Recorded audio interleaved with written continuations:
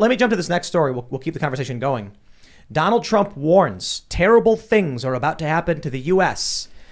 This to me actually is more serious than I think a lot of people probably realize on the surface. The former president said that the temperature, because the temperature has to be brought down in this country, he's offering any assistance to the DOJ to try and calm things down.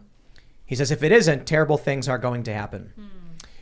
I think Donald Trump realizes when you see the story from Axios about a guy threatening FBI agents, about a guy going to an FBI field office, about, just the fact that they're going after a president.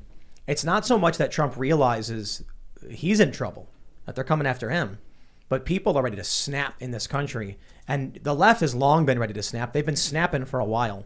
And now the right's ready to go out. When Trump says something like this creates in my mind an image of Trump sitting down at a desk, like dead serious, more serious than he's ever been, being like, this is bad. This is real bad. And I think when Trump notices it, it's probably worse than we even realize.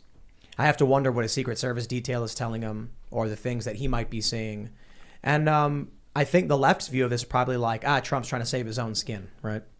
Yes, he's saying look, hey, there's a big problem coming for us, when what he means is for me. And then people have a tendency to externalize their own fears when they're really in trouble. I don't think that's what it is.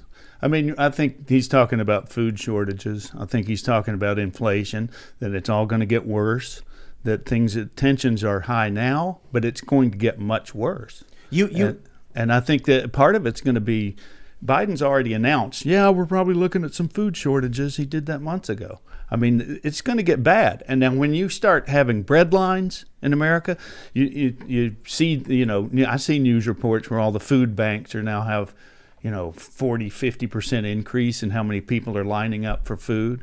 I mean, if that starts happening, then you're going to see violence. Do you think that is the richest country that Earth's ever seen? Have you given up? Have you given up? Do you feel like it's inevitably going to fall apart and then just? I think that there are forces within our government that are making it happen, that want it to happen. They are trying to force a civil war.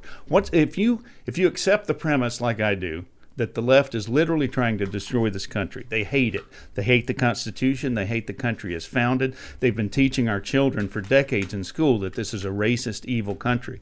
If you accept the premise that they want to destroy it, what's the quickest way to do that? The quickest way is a civil war. And not only that, the one way to get rid of a constitution. Yeah. So you can destroy a civil war by you can destroy a country by eroding it. The problem is when you have a constitution, they struggle.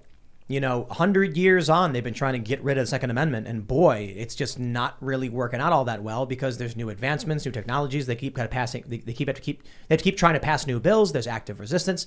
If there was no constitution, they'd have banned guns. 1850s, right, 1860, right in the Civil War. So okay, nobody can have guns but us because we're but they can't.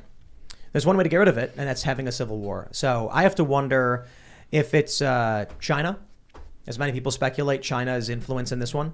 And recently on a Russian state TV program, the hosts were talking about a civil war is likely coming to the U.S. because the FBI raided Donald Trump.